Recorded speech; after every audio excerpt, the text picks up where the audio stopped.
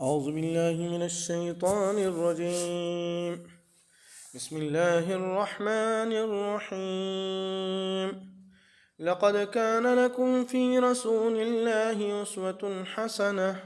صدق الله المولانا العظيم. حضرت عبداللہ رضی اللہ تعالی عنہ روایت فرماتے ہیں، بیہقی اور مشکات میں یہ روایت موجود ہے کہ سرکار دو عالم صلی اللہ علیہ وسلم نے فرمایا، فرائض کے بعد حلال کمائی کا حاصل کرنا فرض ہے۔ فرائض کے بعد حلال کمائی کا حاصل کرنا بھی فرض ہے۔ اس کا مطلب یہ ہوا کہ فریضہ عبادت کے بعد دنیاوی ضرورتوں کی تکمیل کے لیے حلال کمائی کا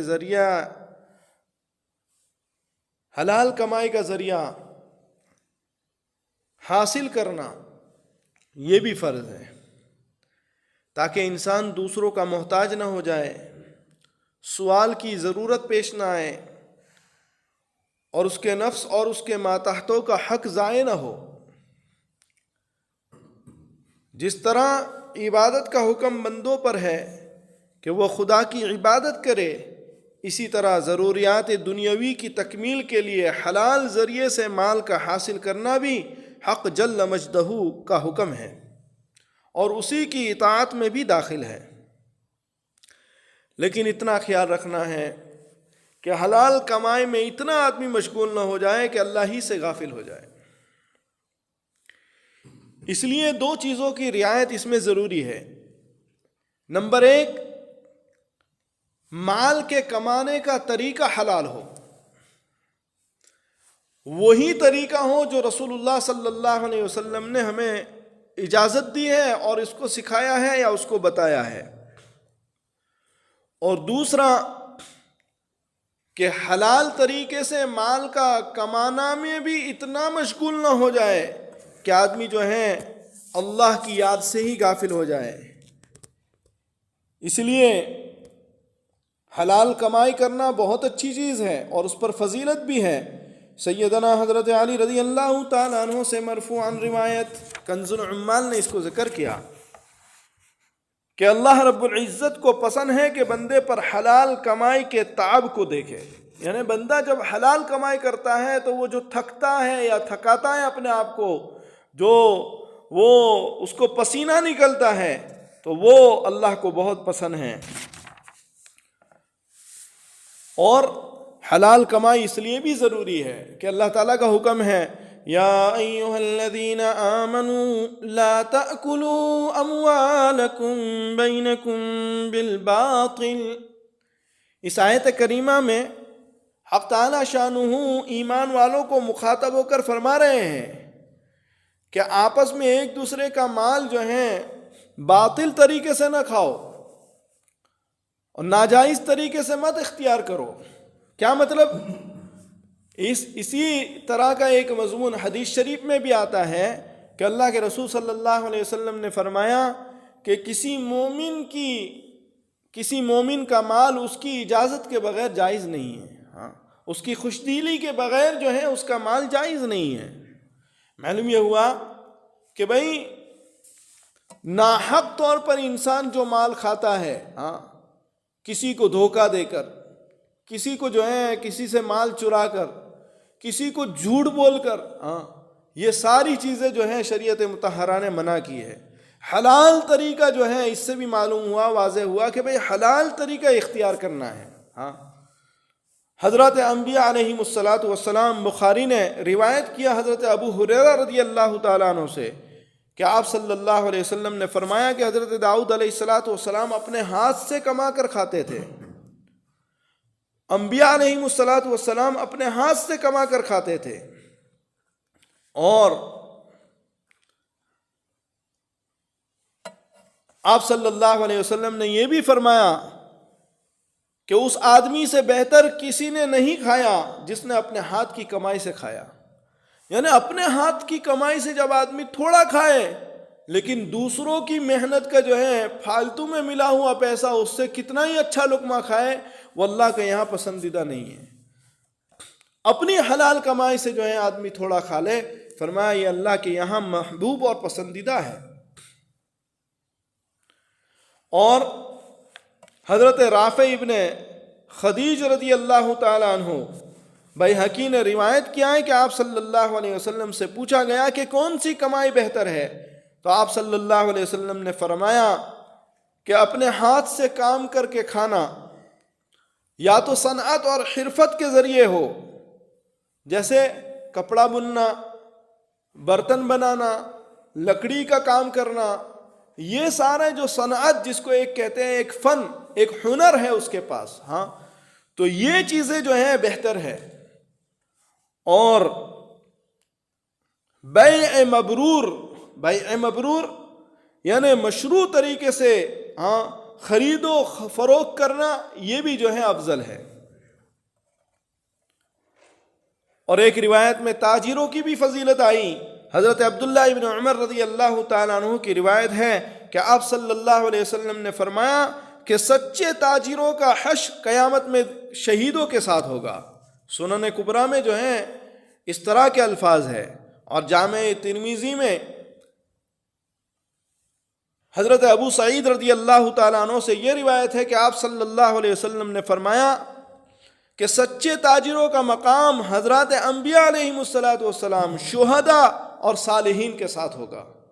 تجارت کسی چیز کو خریدنا، لینا اور بیچنا، ہاں اس کو کہتے ہیں تجارت، ہاں کہ بھئی کہیں سے خرید کر لائے اور پھر کہیں بیچ دیا، ہاں چاہے وہ شاپ کے جو ہیں ذریعے ہو، چاہے وہ انٹرنیٹ کے ذریعے ہو، چاہے وہ کسی بھی ذریعے ہو۔ اور حضرت انس رضی اللہ تعالیٰ عنہ سے جامع صغیر میں ہیں کہ آپ صلی اللہ علیہ وسلم نے فرمایا کہ سچے تاجر قیامت کے دن عرش کے سائے میں ہوں گے۔ سچے تاجر قیامت کے دن عرش کے سائے میں ہوں گے۔ معلوم یہ ہوا کہ بھئی تجارت جو ہے یہ بہت جو ہے طریقہ جو ہے تجارت کا، یہ بہت ہی افضل اور بہت ہی اللہ کے یہاں پسندیدہ ہے۔ اور حضرت ابو ذر رضی اللہ تعالیٰ عنہ اور حضرت عبداللہ ابن عباس رضی اللہ تعالیٰ عنہما سے روایت ہے کہ سب سے پہلے جنت میں داخل ہونے والا جو ہے سچا تاجر جو ہوگا، وہ سب سے پہلے جنت میں داخل ہوگا۔ کنز العمال نے اس روایت کو نقل کیا، اور کنز العمال نے یہ بھی نقل کیا کہ سچے تاجر کو جنت میں جانے سے روکنے والی کوئی چیز نہیں ہے۔ جو اپنی تجارت میں ہمیشہ سچ، نفع نقصان کو نہ دیکھے، سچ کو دیکھے، فرمایا گھاٹے اور جو ہے منافع کو نہ دیکھے، اللہ کے حکم کو دیکھنے والا تاجر، فرمایا وہ جنت میں جائے گا۔ اور حضرت ابو امامہ رضی اللہ تعالیٰ عنہ سے مروی ہے کہ آپ صلی اللہ علیہ وسلم نے 4 باتیں ذکر فرمائیں۔ فرمایا جس چیز میں بھی 4 باتیں پائی جاتی ہیں اس کی کمائی پاکیزہ ہو جاتی ہے۔ نمبر 1، خریدے تو برائی بیان نہ کرے، یعنی آپ سامان خریدنے کے لیے گئے کسی جگہ، کسی ویپاری کے پاس، کسی جو ہے، تو وہاں جا کر جو ہے سامان اچھا ہے، آپ کو پتا ہے، لیکن پھر بھی آپ کہتے ہیں یار اس میں تو یہ غلطی ہے، اس میں تو یہ خرابی ہے، اس میں یہ خرابی ہے، جیسے عامةً لوگ کرتے ہیں کہ آپ کسی بھی تاجر کے پاس چلے جاؤ، بڑے تاجر کے پاس، تو چھوٹا تاجر اس کو جا کے کہتا ہے کہ یار اس میں تو یہ بھی غلطی ہے، اس میں تو جو ہے یہ تھوڑی سی خرابی ہے، یہ بھی خرابی ہے، حالانکہ اس کو پتا ہے کہ نہیں یہ مال تو بالکل صحیح سالم ہے، لیکن جو ہے تاکہ وہ سامنے والا ویپاری اور جو ہے تاجر جو ہے اس کی قیمت کو گھٹا دے اور کم کر دے، اور یہ پھر زیادہ منافع سے جو ہے بیچے۔ فرمایا یہ ٹھیک نہیں ہے۔ اللہ کے رسول صلی اللہ علیہ وسلم نے فرمایا اس طرح نہ ہو کہ خریدے تو برا بیان کرے، اور نمبر 2 فروخت کرے تو تعریف بیان کرے، ہاں کہ بھئی یہ چیز ماشاءاللہ بہت اچھی ہے، ہاں میں بھی گھر میں یہی استعمال کرتا ہوں، یا فلاں فلاں فلاں، جو اس کی تعریف، جو جھوٹی تعریف ہے، ایک تو ہے حقیقت پر مبنی، وہ تو سچی بات ہے، لیکن تعریف کے اندر جھوٹی باتیں، فرمایا یہ شریعت مطہرہ اور اللہ کے رسول صلی اللہ علیہ وسلم نے منع فرمایا۔ اسی طرح جب بیچے تو کمی کو نہ چھپائے، اگر کسی چیز کے اندر کوئی کمی ہے اور جو ہے خریدنے والے کو اتنا علم نہیں ہے، تو جو ہے یہ نہیں ہے کہ بھئی ہاں بس یہ لے رہا ہے، نہیں، بلکہ اس کو بتاؤ کہ بھئی اس میں یہ کمی ہے، ہاں فرمایا۔ اور نمبر 4 جو ہے تجارت کرنے میں جو ہے درمیان میں قسمیں نہ کھاتا رہے، ہاں خرید و فروخت کے قسم سے میں اتنے کا لایا، قسم سے میں اتنے میں لایا. فرمایا یہ قسم نہیں کھائے. ہاں قسم کو جو ہے فرمایا قسم کا حکم ہے. قسم تو جو ہے کسی چیز کو عظمت اور اس کو یقین دہانی کے لیے جو ہے کھائی جاتی ہے. تو بہرحال جو ہے ان چاروں باتوں سے اللہ کے رسول صلی اللہ علیہ وسلم نے منع فرمایا. آپ نے فرمایا جب کسی میں یہ چار باتیں پائی جائے تو اس کی کمائی پاکیزہ. جب یہ چار باتیں کسی کے اندر پائی جائے گی تو اس کی کمائی پاکیزہ ہوگی. لیکن اگر یہ چار باتیں جو ہیں نہ پائی جائے کسی کے اندر، یا ان میں سے ایک یا دو یا تین جو ہے نہ پائی جائے، تو اس کی کمائی جو ہے پاکیزہ نہیں رہے گی. اسی لیے تاجروں کی کمائی میں بہتر اور پاک وہ ہے جس میں یہ بات ہو کہ بولے تو جھوٹ نہ بولے، امانت رکھی جائے تو خیانت نہ کرے، وعدہ کرے تو وعدہ خلافی نہ کرے، خریدے تو برائی بیان نہ کرے، اور بیچے تو تعریف نہ کرے، اور ان کے ذمے جو اگر کوئی مال کسی کو دینا ہو تو ٹال مٹول نہ کرے. ہاں فرمایا نہیں، وہ جو ہے جس کو جو دینا ہے وہ فوراً سے دے دے. معلوم یہ ہوا کہ حلال کمائی بھی بہت ضروری ہے، جس کی بنا پر جناب رسول اللہ صلی اللہ علیہ وسلم نے ان تمام باتوں کا تذکرہ فرمایا. اور پھر فرمایا صنعت اور حرفت سے بھی تجارت بہتر ہے. حضرت عبداللہ ابن عباس رضی اللہ تعالیٰ عنہ کی ایک روایت ہے، کنز العمال نے اس کو ذکر کیا ہے کہ رسول اللہ صلی اللہ علیہ وسلم نے فرمایا کہ رزق کے 20 دروازے ہیں، 19 اس میں سے تجارت کے لیے ہیں. رزق کے 20 دروازے ہیں، 19 دروازے جو ہیں تجارت کے ہیں، اور اس میں سے ایک جو ہے زرگری کے لیے ہیں. اس سے معلوم ہوا کہ بھئی تجارت جو ہے یہ سب سے پسندیدہ اور محبوب جو ہیں پیشوں میں سے جو ہے اختیار کرنے والی چیز ہے. علامہ عینی رحمۃ اللہ علیہ نے ایک جگہ پر ذکر فرمایا کہ بھئی مال کے کمانے کے 3 ذرائع ہیں. نمبر 1 زراعت یعنی کاشتکاری، بونا، زمین کو کھیتنا، اور نمبر 2 تجارت کرنا، کسی جگہ سے چیز لینا اور خریدنا اور بیچنا، اور نمبر 3 صنعت اور حرفت. ان تینوں میں سے کون سی بہتر ہے؟ ائمہ کرام اور علماء اعظام کا اس میں اختلاف ہے. امام شافعی رحمۃ اللہ علیہ تجارت کو افضل قرار دیتے ہیں. کسی نے کہا زراعت افضل ہے کہ یہ توکل کے زیادہ قریب ہے، اور امام نووی رحمۃ اللہ علیہ نے کہا کہ بخاری کی حدیث میں زراعت اور صنعت اور حرفت کو ترجیح دی ہے. ان دونوں کا تعلق عمل ید، کسب ید سے ہے، اور اس میں عام انسانوں کا فائدہ زیادہ ہے. اور علامہ عینی رحمۃ اللہ علیہ نے ایک موقع پر یہ بھی نقل کیا ہے کہ بعضوں نے تجارت کو افضل قرار دیا ہے، مگر بیشتر احادیث زراعت اور ہاتھ کی کمائی پر فضیلت رکھنے والی فضیلت کو ثابت کرتی ہے. معلوم یہ ہوا کہ بھئی سب سے بہترین کمائی جس میں لوگوں کا بھی فائدہ زیادہ ہے وہ زراعت ہے، اس کے بعد تجارت ہے، اس کے بعد حرفت اور صنعت ہے. اب پھر تجارت میں کون سی تجارت بہتر ہے؟ تو حضرت عبداللہ ابن عمر رضی اللہ تعالی عنہما سے مروی ہے کہ مجموع الزوائد نے یہ روایت کو نقل کیا کہ سرکار دو عالم صلی اللہ علیہ وسلم نے فرمایا کہ اہل جنت کو تجارت کا موقع اور اس کی اجازت دی جائے تو وہ کپڑے اور عطر کی تجارت کرے. کپڑے اور عطر کی تجارت کرے. ہاں اس سے معلوم یہ ہوا کہ بھئی تجارت میں کپڑے کی تجارت کرنا سب سے افضل، اور عطر اس کی تجارت کرنا یہ افضل ہے. ہمارے اسلاف میں اور اکابرین کی ایک جماعت نے اسی کا مشغلہ اختیار کیا. خود امام اعظم ابو حنیفہ رحمۃ اللہ علیہ یہ بھی کپڑے جو ہیں ان کی کپڑے کی تجارت تھی، اور سیدنا صدیق اکبر رضی اللہ تعالیٰ عنہ اجل خلفاء، امت میں رسول اللہ صلی اللہ علیہ وسلم کے بعد جس کا مقام صدیق جسے کہا لقب دیا گیا، تو ابو بکر صدیق رضی اللہ تعالیٰ عنہ جو ہیں یہی کپڑے کی تجارت کیا کرتے تھے. اور اس کے بعد حضرت امام اعظم ابو حنیفہ رحمۃ اللہ علیہ بھی جو ہیں کپڑے کی تجارت کیا کرتے تھے. اور ایک روایت کنز العمال میں یہ بھی ہے کہ حضرت ابو ہریرہ رضی اللہ تعالیٰ عنہ نے فرمایا کہ رسول اللہ صلی اللہ علیہ وسلم نے فرمایا کہ تم پر کپڑے کی تجارت لازم ہے. اور حضرت انس رضی اللہ تعالیٰ عنہ سے مرفوعاً روایت ہے کہ اگر جنت میں تجارت کی اجازت ہوتی تو لوگ کپڑے بیچتے. اور ایک روایت میں ہے کہ اگر جنت میں تجارت کی اجازت ہوتی تو کپڑے کی تجارت کا حکم دیا جاتا. حضرت صدیق اکبر رضی اللہ تعالیٰ عنہ بھی کپڑے ہی کے تاجر تھے. تو معلوم یہ ہوا کہ حلال کمائی یہ بہت لازم ہے. اور اس میں بھی پھر جو ہے اگر آدمی زراعت کا کام کرے تو یہ لوگوں کے لیے فائدہ مند ہے اور جو ہے اس کا کثیر مقدار میں اس کا نفع بھی ہے. اور اگر نیت صحیح ہو، بلکہ یہ فرمایا کہ زراعت کے اندر اگر آدمی کی نیت نہ ہو تب بھی اسے ریوارڈ اور ثواب ملتا ہے، تب بھی نیکیاں ملتی ہے. حضرت سعد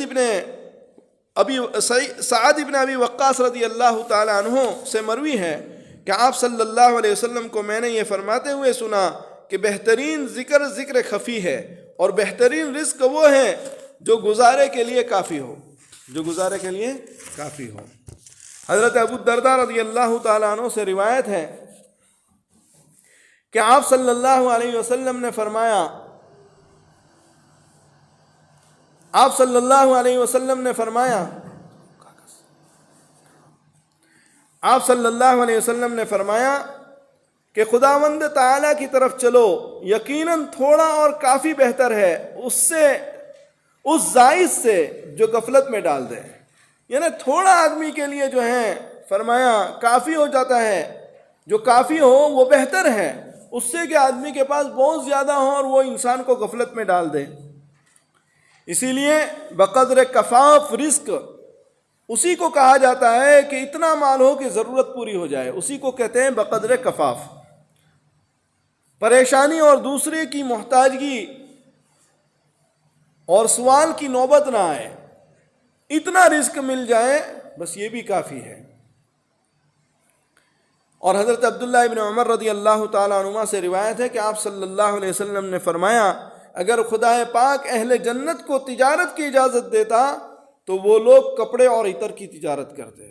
ہاں، معلوم یہ ہوا کہ کپڑے اور عطر کی تجارت افضل ترین تجارت ہے تجارت میں. اس کے بعد سب سے پہلے زراعت کا حکم، اس کے بعد جو ہے تجارت کا حکم، اور اس کے بعد جو ہے صنعت اور حرفت. صنعت اور حرفت کسے کہتے ہیں؟ کاریگری کو، کہ آدمی جو ہے کوئی ہنر کو جانتا ہو. جیسے کوئی لوہے سے چیزوں کو بناتا ہے، کوئی سونے سے جو ہے اس چیزوں کو بناتا ہے، کوئی لکڑی سے چیزوں کو بناتا ہے. تو اس طرح جو صنعت اور حرفت ہے فرمایا حلال کمائی میں تیسرا درجہ اس کا رکھتی ہے. اور حضرت ابو سعید رضی اللہ تعالیٰ عنہ سے مروی ہے کہ سرکار دو عالم صلی اللہ علیہ وسلم نے فرمایا کہ اللہ تعالیٰ حرفت اختیار کرنے والوں کو بھی پسند فرماتا ہے. ہاں، اور حضرت انس رضی اللہ تعالیٰ عنہ فرماتے ہیں کہ آپ صلی اللہ علیہ وسلم کی خدمت میں ایک جوان کے زہد اور تقوی کا ذکر ہوا تو آپ صلی اللہ علیہ وسلم نے فرمایا کہ ہاں، اگر وہ صنعت اور حرفت سے کماتا ہے تو اس کا یہ زہد بہت اعلیٰ ہے. معلوم یہ ہوا کہ بھئی اپنی کمائی کھانا یہ سب سے افضل ہے، اپنی کمائی کھانا. ہاں، اور پھر وہ بھی اپنے ہاتھ کی محنت سے ہو. ہاں، تو یہ فرمایا سب سے افضل ہے، اور اسی کو اللہ تعالیٰ پسند فرماتا ہے. اس کو پسند نہیں کرتا کہ بھئی جو ہے بیٹھ جائے اور لوگ آنے والے جانے والے کچھ دے جائیں. فرمایا اس کو پسند نہیں فرماتا. ابو ہریرہ رضی اللہ تعالیٰ عنہ سے روایت ہے ابن ماجہ میں کہ نبی اکرم صلی اللہ علیہ وسلم نے فرمایا کہ حضرت زکریہ علیہ السلام بڑھئی تھے. ہاں، حضرت زکریہ علیہ السلام، اسی طرح حضرت سلیمان علیہ السلام، حضرت داؤد علیہ السلام اپنے ہاتھوں سے کماتے تھے. ہاں، فرمایا اللہ تعالیٰ نے داؤد علیہ السلام کے ہاتھ میں لوہے کو موم کر دیا تھا. تو یہ موم کا مطلب نرم کر دیا تھا، تو جس کی بنا پر وہ لوہے کو جس طرح جیسے ہم ہیں کسی چیز کو، جیسے یہ کپڑا ہے، اگر اس کو سیدھا رکھنا چاہیں تو سیدھا کر دیتے ہیں، اور اگر ہم ایسا کرنا چاہیں تو ایسے۔ حضرت داؤد علیہ السلام کو اللہ نے یہ معجزہ دیا تھا کہ وہ لوہے کو پکڑتے، وہ جس طرح اس کو جو ہے موڑنا چاہتے وہ موڑ لیتے تھے۔ ہاں، تو یہ اللہ تعالیٰ نے جو ہے ان کو معجزہ دیا تھا۔ بہرحال اللہ تعالیٰ جو ہے ہم سب کو کہنے سننے سے زیادہ عمل کی توفیق عطا فرمائے، ہمیں جناب رسول اللہ صلی اللہ علیہ وسلم کا اسوہ اختیار کرنے کی توفیق عطا فرمائے۔ تو حلال کمائی میں بھی جو ہے رسول اللہ صلی اللہ علیہ وسلم کی تعلیم کے مطابق اگر ہم جو ہے چیزوں کو اور حلال کمائی کے طریقے کو اختیار کریں گے تو یہ انشاءاللہ ہمارے لیے دنیا میں بھی برکت والا ہے، آخرت میں بھی برکت والا ہے۔ اللہ تعالی ہم سب کو کہنے سننے سے زیادہ عمل کی توفیق عطا فرمائے۔ وآخر دعوانا